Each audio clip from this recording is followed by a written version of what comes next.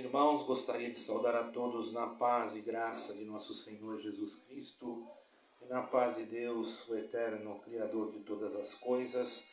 Gostaria também de rapidamente deixar aqui alguns versículos para a nossa meditação, para que os irmãos possam entender também o assunto que eu vou transmitir nessa mensagem, que é sobre a perseguição aos que são realmente desejam servir ao Senhor Jesus Cristo. Então, para isso, eu separei aqui apenas 3 versículos, para não demorar muito esse vídeo, e vou procurar ser bem objetivo, para que os irmãos possam compreender claramente, irmãos, ok? Irmãos, vamos começar com o versículo aos Hebreus, capítulo 13, versículo 3, diz assim, irmãos. Eu já fiz a minha oração, ok? Já apresentei vocês para não tomar muito espaço, porque senão meu vídeo vai ficar muito longo e ninguém vai ver. Diz assim: lembre-se dos que estão na prisão, como se estivessem aprisionados com eles. Os que estão sendo maltratados, como se vocês mesmos estivessem sendo maltratados. Observam que aqui há uma demonstração do que? De amor, né? Uma demonstração de unidade, porque a igreja é uma unidade em Cristo. O Senhor Jesus Cristo é a cabeça e nós os membros. Não importa que o meu irmão está lá. Eu tenho conhecido um pastor muito assim, que eu gosto muito dele, tenho um carinho muito grande, embora nem o conheça pessoalmente. Eu digo que é conhecido porque eu já sinto que parece que ele é meu irmão, assim, da carne mesmo. Ele está lá em Londres e eu estou aqui em Portugal, mas eu sinto assim como se fosse um só corpo. Porque a igreja tem que saber isso. A igreja cristã, verdadeira, ela não precisa estar ligada no sentido administrativo. Ela tem que ter, irmãos, um sistema congregacional. Qual é o sistema congregacional? É que cada localidade tem a sua igreja e é responsável pela igreja, o pregador, o pastor, ou seja lá, quem for o ministro que está atendendo, que é daquela igreja, não vou citar aqui nomes, mas, por exemplo, o irmão está lá em Londres, ele é responsável pelaquela igreja em Londres, por aquela. Se tiver outra igreja, ele não é responsável pela outra. Ele pode até estar em comunhão com a outra, mas nós temos que estar em comunhão uns com os outros, porque na verdade no princípio foi assim. Se nós observarmos, no princípio nem se usava a palavra igreja, era comunidades. A palavra igreja, ela começou a ser usada depois, muito tempo depois, quando veio da palavra chiesa, que era, eu acho que é chiesa em grego, e ecclesia em latim, porque a palavra chiesa era usada para reuniões, até mesmo reuniões políticas se faziam, porque não tinha ainda o cristianismo chegado à Grécia ou Roma, entendeu? Quando chegou e houve aderiram ao cristianismo, um dos imperadores, que eu não vou citar nomes aqui, irmão, posso até citar Constantino, né? Foi um dos imperadores que, usando aquelas basílicas que eram usadas para reuniões, ele começou a preparar aquelas basílicas para serem usadas para os cultos dos cristãos. Então, aquelas basílicas e aquelas reuniões chamavam-se chiesa, se eu não me engano. Eu não sei falar grego, não. E depois, no latim, ela passou eclésia, mais ou menos assim, eclésia. E depois, nós sabemos que eclésia e igreja é a mesma coisa. O que é igreja? É um grupo de pessoas reunidas que estão louvando a Deus. Mas esse grupo, ele é composto por membros. Uma pessoa só, ele é membro do corpo de Cristo. além dele ser membro daquela comunidade aonde ele está, ele faz parte do corpo de Cristo. Então ele está ligado, como disse Paulo, no corpo, sendo que se o dedinho pequeno sofrer um corte, qualquer coisa, todo o corpo sente. Então quando nós sabemos que um cristão está sofrendo, se nós realmente temos o Espírito de Deus, de amor, de misericórdia, este é o sentimento que eu digo, irmãos. É um sentimento que tem que estar em nós. Tem gente que não acredita em sentimento. Eu quero deixar claro que todo ser humano tem sentimentos, ou para o lado do bom ou para o lado do mal. Ora, eu posso sentir amor, posso sentir saudades, posso sentir fome, posso sentir sede, porque eu sou humano. A minha alma pode sentir desejo de ouvir a palavra de Deus, está em Salmo. E disse salmista Davi, salvo erro, o Salmo, eu não me lembro, 42 ou 46, não me lembro agora, irmãos. Eu creio que é 42. Como servo brama pelas correntes das águas, assim a minha alma suspira por ti, ó Deus. A minha alma tem sede de Deus. Até quando eu me chegarei e me apresentarei na casa da oração, na casa do Senhor? Porque ali, aleluia, eu quero agradecer por todos os bens que o Senhor Deus tem feito por mim. Eu usei um termo aqui um pouco mais moderno, de uma tradução mais moderna. Mas se você pegar a sua Bíblia, João Ferreira, você vai encontrar. Agora, eu não me recordo se é no capítulo 42 ou se é no capítulo 46. Eu não marquei nada, eu marquei apenas alguns versículos que eu senti. Esse me veio em mente agora e tem um grande fundamento. Mas se você pegar o seu telemóvel, o seu celular, você diz assim, ó, aonde está escrito que o servo, a minha alma tem sede de ti, ó Deus. Já vai aparecer ali, certo? Eu sou muito ruim para me guardar versículos, irmão. Inclusive eu tenho que escrever os versículos, aquilo que eu tenho que falar, porque isso já é de muito tempo.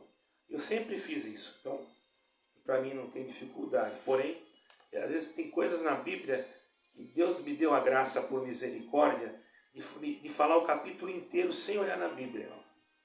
Versículo por versículo. Mas se você perguntar para mim, onde é que está escrito tal versículo, nesse capítulo que você leu, eu vou me esquecer. É uma coisa interessante, não é? Porque ninguém é perfeito. Toda glória e honra somente a Jesus Cristo, não é? Eu também não sou nenhum sábio, não sou nada. Eu me considero lixo, não um lixo que vai ser jogado fora, mas um reciclável. Está entendendo? Eu estou me reciclando aqui para a vida eterna. Se Deus assim quiser, pela misericórdia do Eterno, não por mérito nem por nada, mas pela fé em Cristo Jesus. Então, caríssimos irmãos, aqui vocês vejam que o que aos Hebreus, capítulo 13, falou aqui. Para nós lembrar daqueles que estão em prisão, para nós lembrar daqueles que estão sendo maltratados. E depois também, se nós formos ler em 1 Pedro 4, 12, 16, que eu não vou ler o versículo inteiro, eu vou começar apenas, 1 Pedro 4, 12, 16, diz assim, amados, não se surpreendam com o fogo que surge entre vocês para prová-los, como se algo estranho estivesse acontecendo. Depois você lê o capítulo inteiro, porque esse versículo, irmão, é muito importante, viu? 1 Pedro 4, versículo 12 ao 16. Vejamos, irmão. Mas temos uma esperança. Aí agora eu vou pular para um outro versículo. Olha a esperança, irmão, que saiu da boca do próprio Senhor Jesus Cristo. Ele disse, bem-aventurados. Olha que coisa linda, irmão. Para quem não sabe, o Monte das Beatitudes é conhecido por muitos lá em Israel como o Monte da Alegria. Certo, irmãos? Lá é conhecido como o Monte da Alegria. Isso me passaram a informação.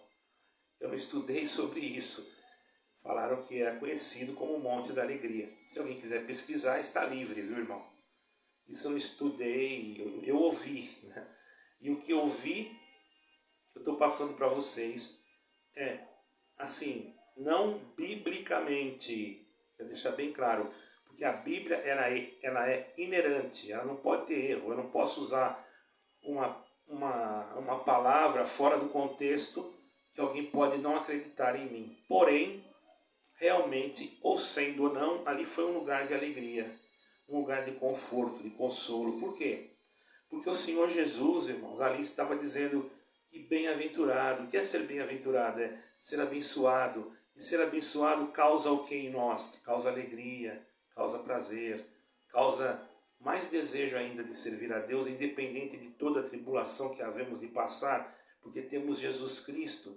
E se sofremos com Ele, padecemos com Ele, por causa do Evangelho, também quando ressuscitarmos com Ele, ou melhor, quando ressuscitarmos para encontrarmos com Ele, por certo, irmãos, a nossa alegria será eterna, não é? Então ele disse, bem-aventurados aqueles que têm fome, ou melhor, que são perseguidos por causa da justiça, porque deles é o reino dos céus. Mateus 5, versículo 10. Então está aqui o conforto. Nós não precisamos estranhar, como disse Pedro, né, não ficar surpreendido. Em aos Hebreus 13, versículo 3, dizendo que nós temos que lembrar daqueles que estão presos, como se nós estivéssemos presos. E em 5 de Mateus, versículo 10, o Senhor nos chama de bem-aventurados. Agora, vejamos o que está acontecendo hoje no Brasil, por exemplo. Irmão, no Brasil hoje tem um ditador que, não vou entrar muito em detalhes, mas esse ditador, irmãos, ele, só para os irmãos terem uma ideia, numa reportagem de 2020, eu vi a reportagem, dizia que os cristãos, eles apanhavam, não tem aqui o texto, mas eles apanhavam, eles eram machucados, quebravam os braços deles para eles negar o Senhor, queimavam, irmãos, até denominações, e até matavam, irmão. Muitos morreram e ninguém sabe, porque ninguém vai divulgar isso, não é? Mas é verdade, isso aconteceu. E aconteceu que aqueles que tinham a Bíblia ali no momento, vê como o inimigo tem ódio da Bíblia. Por isso que esse negócio de contém a palavra de Deus, irmão, isso não fecha com a realidade bíblica. A Bíblia não contém a palavra de Deus. A Bíblia é a palavra de Deus. As Escrituras são a palavra de Deus. É logicamente que ela tem vários livros, mas esse negócio de conter é meio agnóstico. Nós temos que tomar cuidado. E tem denominações que mudaram a sua regra de fé e colocaram isso. E isso é muito grave, irmãos. E tem outras regras de fé que foram mudadas que nós não devemos aceitar, porque é herético, certo, irmão? Se você está numa denominação que é assim, você trata de observar, certo? Observância daquilo que você está ouvindo, para que você não seja vítima do sistema. Então Deus está preparando homens e mulheres de Deus para que hoje, nesses últimos tempos, que através da internet, ou enfim, ou até pessoalmente, eu quero ir no porto pessoalmente por uma causa. Deus vai preparar. Ontem Deus preparou alguma coisa num sentido, mas ainda falta para mim até o porto. Porém, eu creio que Deus vai preparar. Certo, irmão? Que não é muito despesa que vai ter. Porém, irmãos, os irmãos não reparem aí que vai fazer barulho aqui agora, porque o meu aparelho está ruim. E a minha garganta, irmão, também não está muito boa hoje não, sabe? Peço que os irmãos perdoem essa parte aí. Mas bem rápido, para não ficar longo, né? Já vou terminar já. Então, irmão, nós temos que lutar contra esse espírito. Ora, eu fiquei sabendo que o Nicolás Maduro, né? O que eles fizeram com aqueles que estavam com a Bíblia lá, irmão? Eles mandaram tirar as páginas da Bíblia e fizeram os cristãos que estavam naquela localidade, naquela reunião. Eu tinha até o nome da cidade na mente, mas me fugiu. Mas basta você pesquisar, você vai encontrar. Isso foi na Venezuela. Fizeram os cristãos comer as páginas da Bíblia. Todas as páginas, irmão. Isso não é perseguição? Isso aí é uma coisa demoníaca, irmão, uma coisa maligna. E quem que está governando lá é esse tal de Nicolás aí, que está no Brasil e que foi recebido com pompas, como se fosse um herói, sendo que ele já está sendo procurado, ou melhor, com ordem de prisão dos Estados Unidos da América. Eu não sei como é que pode, aqui eu vou fazer uma crítica, não sei como é que pode o governo brasileiro aceitar uma coisa dessas, que é um dos países que tem um grande número de cristãos e que tem também uma democracia e que não é uma ditadura. Hoje nós estamos vendo que esse espírito de ditadura quer calar-nos. Irmãos, façamos como está escrito em Isaías, que não haja silêncio em vós. Se vocês pegarem ali no capítulo 61 de Isaías, 62, vocês vão ler ali muitas coisas que são importantes, que já se refere a Jesus Cristo. Porque desde o Velho Testamento até o Novo, tudo se centraliza em Cristo. Quando Mefibosete, presta atenção, irmãos, Mefibosete era filho de um grande amigo de Davi, né? E Mefibosete ficou aleijado, foi aleijado, não sei de que forma, mas ele passou por um momento que na sua vida, na sua infância, que ele ficou aleijado. Depois que Davi começou a reinar, e Mefibosete apareceu, Davi olhou para ele, ele entrou na sala do rei, né? E Davi olhou para ele e disse: tu não és o filho, tu não és o Mefibosete, filho de tal? Falou o nome. Eu vou resumir tudo, não estou preocupado com a hora aqui. Sou. Então, o pai dele já tinha morrido na guerra, irmão. Ele falou: sou. Mas como que você ficou assim? Ele estava com um mendigo, ainda aleijado. Ele falou: Deus permitiu isso, então. Eu estou falando com palavras mais, assim, populares, tá, irmão? Porque eu não estou nem lendo. Aí o que Davi fez? Davi, olha, irmão, que coisa maravilhosa. Davi pegou Mefibosete e colocou ele, mandou trocar ele, dar banho, por certo, né? E falou: Mefibosete, de hoje em diante tu comerás comigo na mesa. Glória ao nome do Senhor. Olha que honra que Deus deu para Mefibosete, irmão. Aquele menino, aquele jovem, aquele homem que estava aleijado, todo cheirando mal, por certo, não está escrito isso, mas eu acredito que se ele vivia assim de qualquer maneira, irmão, é difícil, principalmente num lugar que não tem água. Eu já estive lá e sei como é que é. Hoje, graças a Deus, Israel é uma potência e dessanaliza a água e, enfim, não tem que falar, Israel é muito bom de morar, irmão. A não ser lá nas fronteiras onde tem esses grupos terroristas, eu falei aqui, muitas vezes não pode falar esse nome, mas que querem atacar Israel e depois ainda condená-lo. Mas eu não estou aqui para falar de política, de geopolítica. Eu estou para dizer para vocês que Mefibosete sentou na mesa com o rei. Mefibosete simbolizava-nos a nós, todos os cristãos, porque nós éramos uns aleijados, nós éramos pessoas deficientes, estavam em caminhos tortuosos. E o que aconteceu? Hoje nós podemos dizer que temos o direito de comer do banquete do Rei Jesus. E um dia sentaremos na mesa. Está escrito, haverá uma grande festa que nos recepcionará e estaremos com o Senhor junto com Ele e sentaremos na mesa junto com Ele. Quem que poderia dar isso para nós a não ser Jesus Cristo? Então é retrato, aquilo ali já diz a respeito do Senhor Jesus Cristo. Certo, irmãos? E hoje nós vemos a perseguição, como esse tal de Nicolás aí, que me indigna, porque está lá no Brasil, que também é minha pátria, me deixa indignado. Eu até peço, não estou aqui pregando violência, mas eu peço à igreja, de um modo geral, aonde chegar esse vídeo, orar, irmão, para que esse homem seja tirado desse... Porque, irmãos, eu creio assim, pode eu estar errado, eu não sou dono da razão, que ainda há muitos lugares que precisa chegar pelo menos a palavra. Por quê? Porque Porque nós não sabemos quem já está, que Deus já escolheu, vamos dizer assim, quem não escolheu, nós não sabemos nada disso.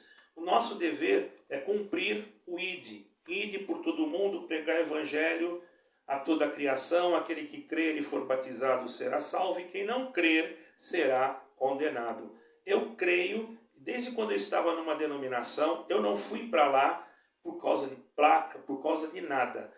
Porque desde menino eu batizei até inclusive 2 vezes, irmão. Eu batizei numa igreja que era mais bíblica, e depois naquela denominação falaram que não valia, eu tinha que batizar de novo. Aí eu batizei 2 vezes. Então eu considero o primeiro batismo, e não vou dizer que eu não considero o segundo, porque em todos eles eu criei, eu fui sozinho, sem ninguém mandar. E, irmão, é uma coisa muito gloriosa. Eu agradeço a Deus por isso, porque eu criei em Jesus Cristo. Sabe como é que eu criei? Porque eu estava lendo a Bíblia na varanda da minha casa. Meu pai sozinho, minha mãe tinha ido embora com outra pessoa, e eu criança encontrei uma Bíblia lá, que a minha mamãe tinha deixado. Eu comecei a ler aquela Bíblia, e naquele momento Deus entrou no meu coração. Quer dizer, não falou, ninguém precisou falar nada para mim. Eu fui automaticamente, Deus me levou na igreja, né? E depois eu não saí mais. Eu fui numa igreja que eu gostei muito. Depois eu encontrei uma pessoa que disse que não podia ficar lá, porque estava no isso, estava errado. E eu fiquei com medo, eu era criança, irmão. Tinha 12 anos de idade, ninguém me explicou nada. Eu apenas li a Bíblia. E embora eu fiz um curso, um discipulado, eles falam lá, naquela denominação que eu batizei primeiro, eu fiz o discipulado, tudo, e o que vieram falar para mim que aquilo não valia nada, e que isso, e que aquilo, e eu fiquei com medo. Aí quando eu fui numa determinada denominação, a qual não vou citar o nome, o medo fez com que eu obedecesse de novo, mas crendo em Jesus Cristo. Eu sempre, a minha bússola aponta para Cristo. Por isso que quando eu vou ouvir uma pregação, faz isso também. Se não tiver de acordo a Bíblia, eu fico com o pé atrás. Se falar para mim uma revelação, eu fico com o pé atrás. Agora, se a pessoa vir falar para mim alguma coisa da Bíblia, aí vai ter conversa, porque eu gosto de estudar, de ler a Bíblia, de falar de Jesus Cristo, de evangelizar. Entende, irmão? E esse homem aí, o Nicolás Maduro, voltando nele, lá talvez não tenha essa liberdade. Então eu peço aos irmãos que orem, não só lá. Certo, irmãos? Eu peço aos irmãos que orem, não só lá. Porque atualmente, agora em 2022, pelo o censo, eu creio, né? Eu creio assim. E é verdade, deixa eu pegar aqui, caiu o papel onde está o censo aqui. Irmãos, perdoa aí, eu sou muito simples. Por isso que se fosse outro YouTube já ia ter que pagar o vídeo, fazer tudo de novo. Irmãos, mas a perseguição, agora eu estou falando, irmãos, do ano de 2022, tá? Isso aqui foi um relato, um censo no ano de 2022, então não faz muito tempo. Existem agora 76 países que perseguem os cristãos, mas perseguem mesmo. Então não pensa você, irmãos, o mundo ele é formado por 193 países. Já tem 76, né, que já estão perseguindo. Isso eu quero dizer, irmãos, sem contar as perseguições que nós passamos espiritualmente na nossa vida diária. Porém, a perseguição que eu estou falando aqui é violência, morte, estrupos, morte de crianças que são sequestradas para fazer coisas que em lugares que não são adequados, que eu não posso falar aqui.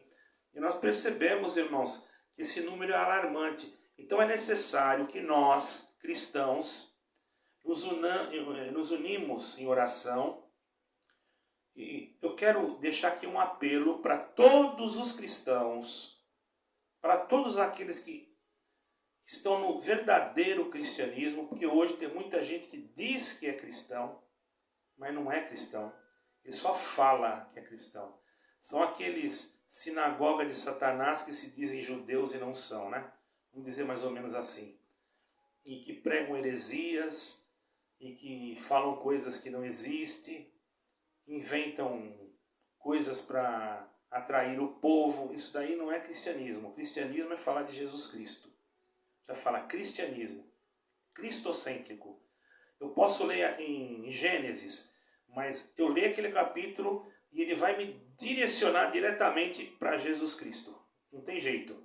Eu não consigo mudar. Vai direto. Pode ler em Provérbios, ele vai me levar para Jesus Cristo. Pode ler em Cantares de Salomão. Cantares de Salomão parece um livro poético, mas ele vai mostrar para mim alguma coisa de Jesus Cristo na hermenêutica, ou melhor, na exegese. Eu vou entender ao ler que Jesus Cristo, ele faz parte de toda a Escritura. Não existe nenhuma folha da Escritura que não fale de Jesus Cristo. Pode não falar o nome, né? Mas ali está o mistério de Cristo para a salvação de todos. Logicamente, às vezes você pode usar, você se é judeu, você vai usar Yeshua. Por quê? Porque o nome de Jesus em hebraico é Yeshua, né? Ungido, que veio para salvar, eu acho que é assim.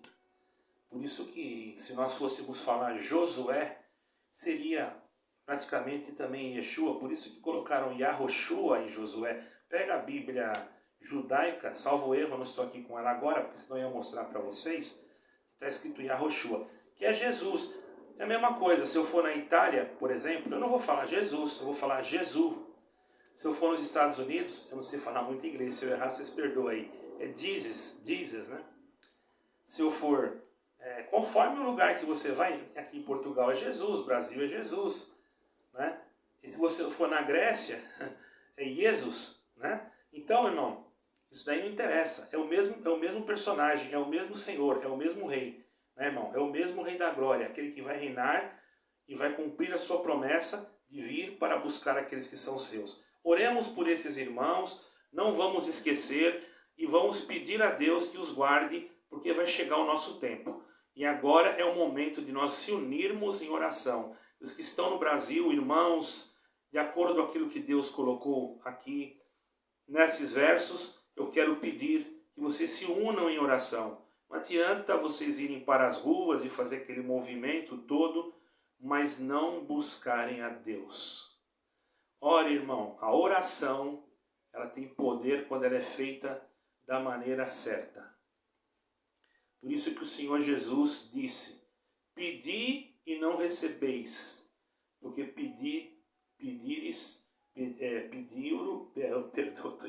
a minha língua enrola quando vai falar algumas palavras, tá, irmão? Não me perdoa, não é que eu sou gago, mas aqui, porque pediram de uma forma errada.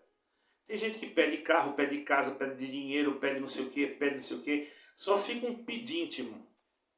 Aí ele vai para ajoelhar, parece que ele está só querendo pedir.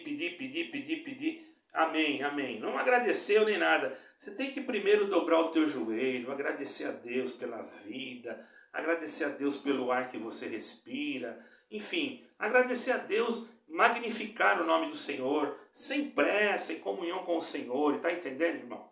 Uma coisa é o irmão orar na igreja lá, na hora que ele está atendendo o serviço divino. Outra coisa é ele orar na casa dele, ele tem tempo, se ele está de folga, entendeu? Então vamos orar, vamos servir a Deus até o fim, porque a volta do Senhor Jesus Cristo está próxima e nós queremos cumprir a nossa missão aqui e um dia, pela misericórdia do grande Deus, nosso Senhor e Salvador Jesus Cristo, seu amado Filho, para que possamos também, através desse tão maravilhoso sacrifício da cruz, herdarmos o galardão da vida eterna. Deus abençoe a todos. Eu peço que passem à frente, por gentileza, esse vídeo. Amo vocês.